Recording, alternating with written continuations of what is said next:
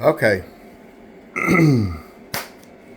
So Trump has bombed Iran, and part of part of my problem with being a political junkie is it's really difficult to find the truth to literally anything dealing with, especially the federal government. And I don't. First of all, I think it was stupid. We can have the constitutional debate later. That, doesn't really factor into it for me because I think probably based on the Wars Act of 73, he has, I think 90 days to do really whatever the fuck he wants to do. The bottom line is we got either bullied into this by Iran or by Israel, or there's just too much money from the Israel lobby or donors or whatever you want to call it for him to say no. And it's just massively disappointing. There was no reason for us to do that. It's not our war. Y'all want to fight? Knock your fucking self out. Have at it. Has nothing to do with us. And, I go back to Ron Paul, man. Like, we could have had this guy as president and y'all laughed him off the stage, booed him off the stage. This is the eighth majority Muslim country in the last 15 years we've bombed. Eighth.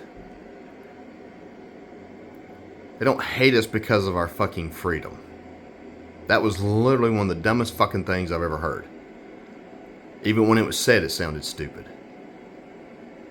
They hate us because we're in their fucking land. And we're in their land for one reason and one reason only. Oil. That's it. If there was no oil in the Middle East, we wouldn't have 70 some odd fucking bases there. We just wouldn't. So, this whole thing is just, it's really aggravating. So I've now been burned once by a Democrat, Clinton in 92, I guess. And now this dickhead. So I am done unless Thomas Massey runs. Him and Rand Paul seem to be the only two up there with any kind of values or principles or scruples to them. And I understand politicians are going to politic. I get it. But to do the exact opposite of what you ran on, that's my biggest issue with this whole thing. Well, second biggest. The biggest issue is there was no point, no reason for us to do that. Netanyahu has wanted a war with Israel for 40 fucking years. Let him go have it. It's not our job to defend Israel. Show me where it says that in the Constitution. They get treatment that no other country that we deal with gets. And it's just wild to me, and I don't know why. It just doesn't make any sense to me at all. So yeah, I'm frustrated. I will always support the troops. They're just following orders, right? But this is the same playbook as Desert Storm. Weapons of mass destruction, anybody? It was all a fucking lie. We just got out of a 20-year war with the same playbook they're telling you now. We need to change the regime and it'll be fine. Ask the other countries where we've changed the regimes if they're fucking fine. Because they're not. It is not our job to police the world. And we have to stop. It's just, I hate it. I don't hate many things in this world, but I hate the fact that our military gets used the way it does. So yeah, I'm pretty much over the federal government and have been for a while.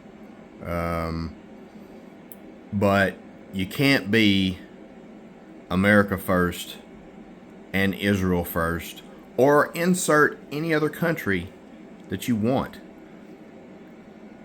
I care about my country. I care about my people. I care about my soldiers, sailors, and airmen. I give 0 fucks about another country. I mean less than 0. I don't know any other way to say that. It's not our problem. And as long as we allow other countries to make their problem our problem, this is going to continue. And we're going to continue to get attacked. For sure. So, brace yourselves, I guess. I don't know, man. Y'all be cool.